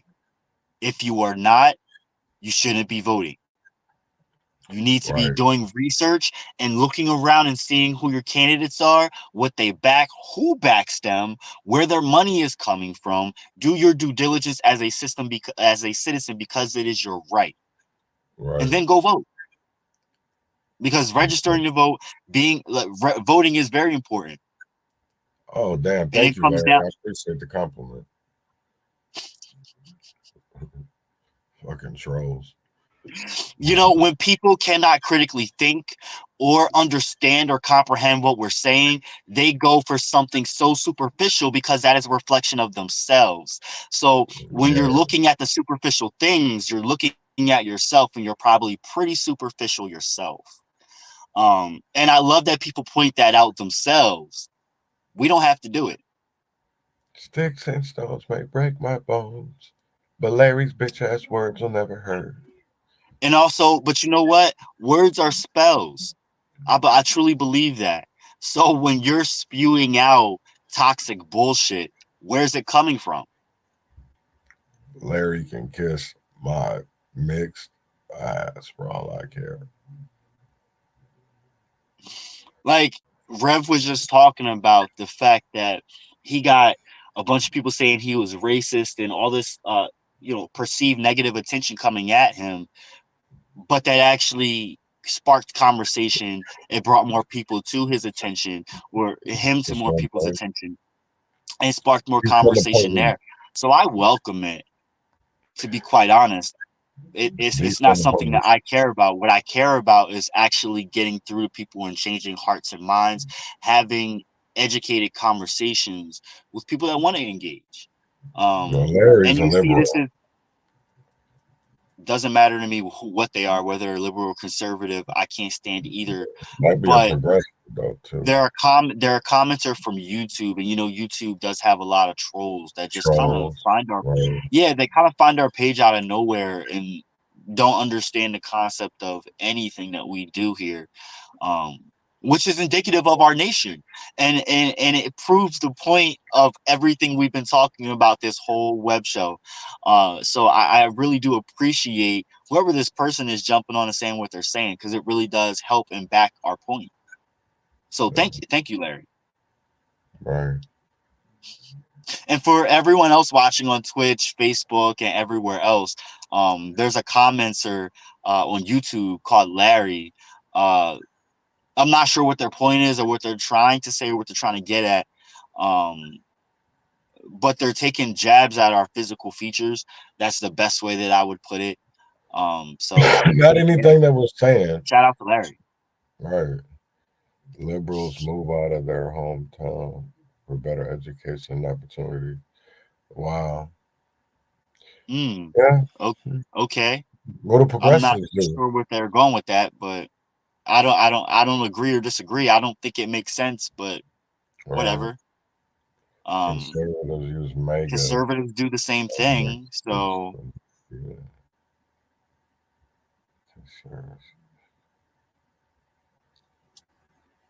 No, man, listen. First of all, you got to put Republicans, because at the end of the day, conservatives and mega are two different things.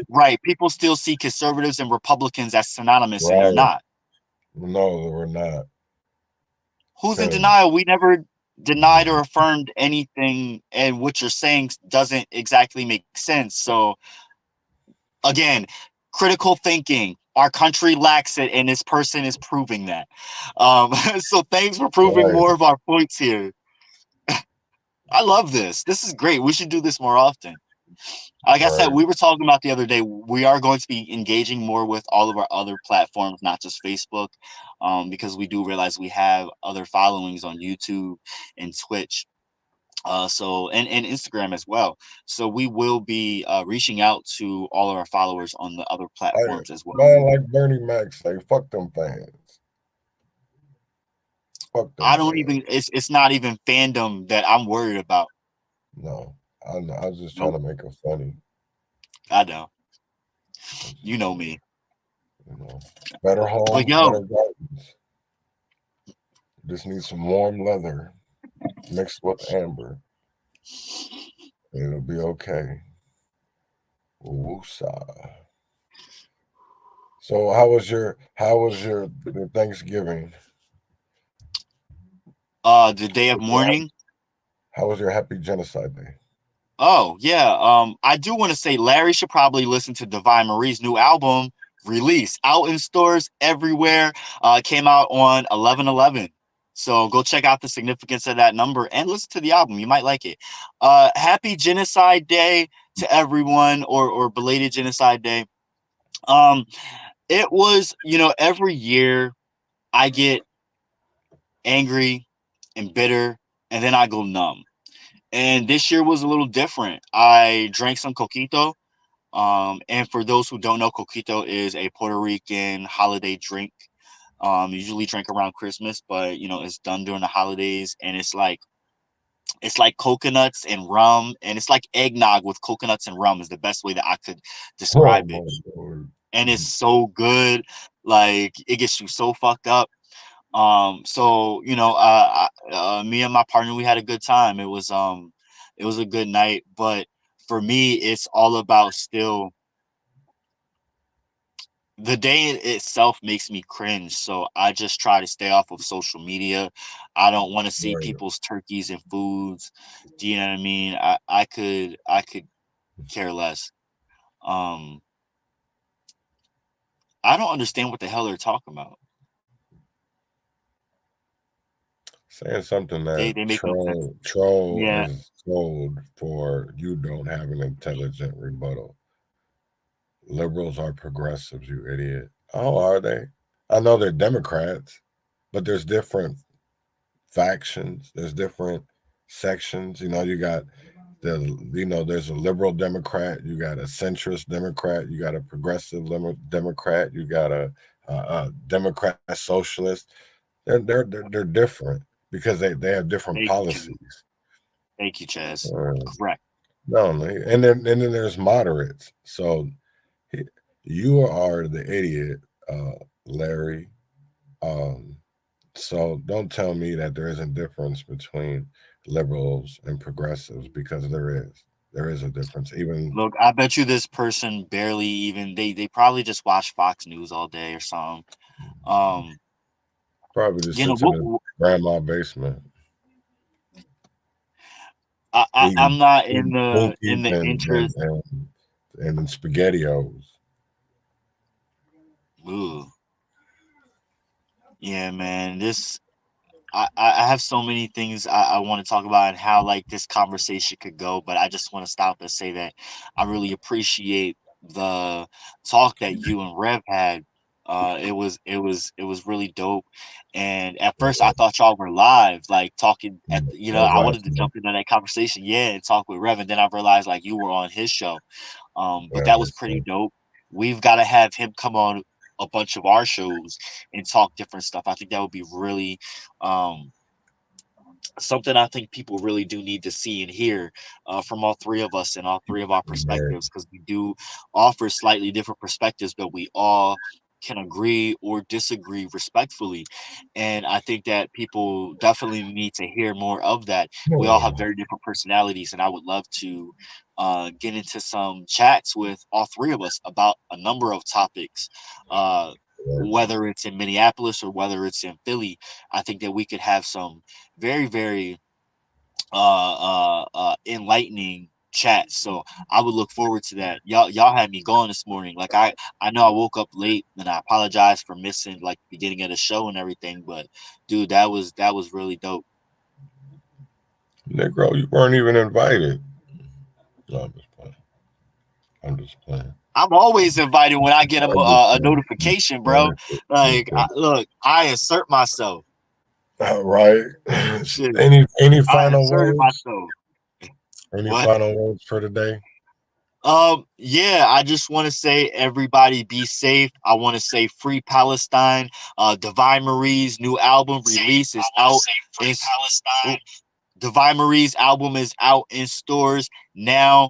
I have an album as well called House Free 3 Justice and Freedom, all about free Palestine as well, on YouTube and Bandcamp. Go check that out. It'll be in stores very soon. And then my brother Trip Young just released his debut EP, Trip Young Tunes EP, out on all platforms now. Go cop that joint. The shit is fire.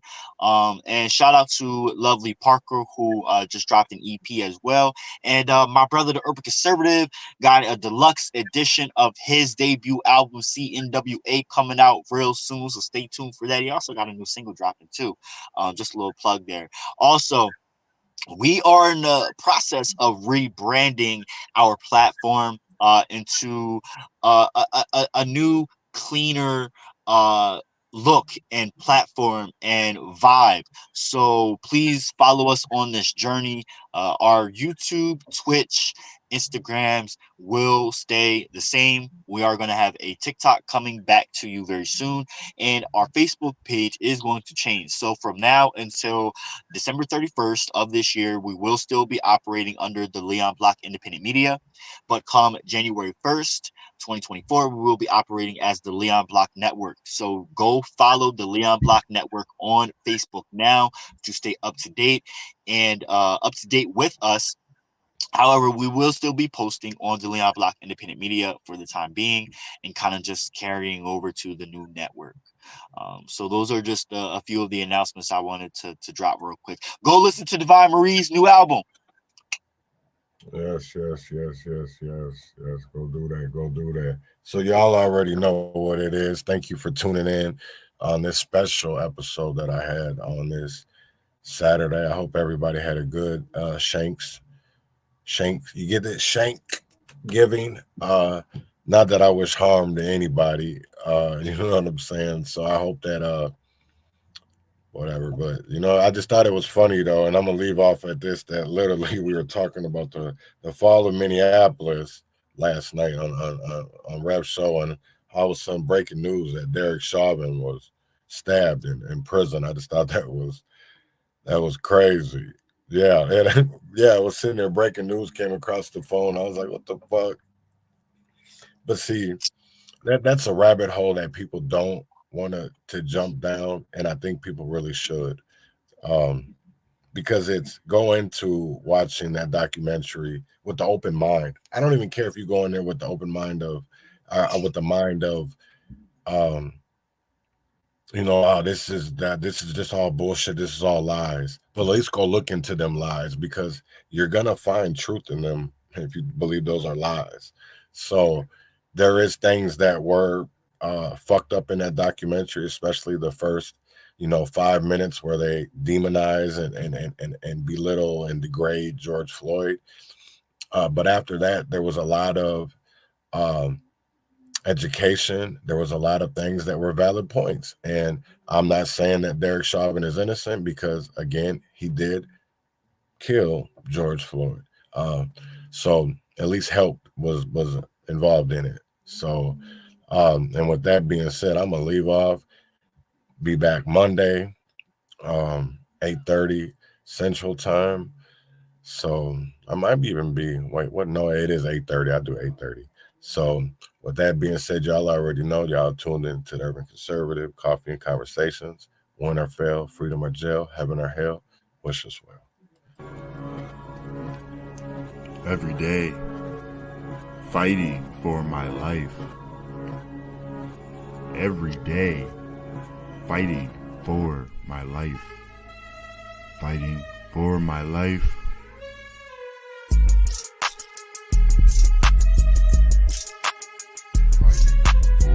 Bread grew from the seed you thought was rot. I think not. Fire bred desire to rise above denial, to rise from former ashes to face new trial or triumph.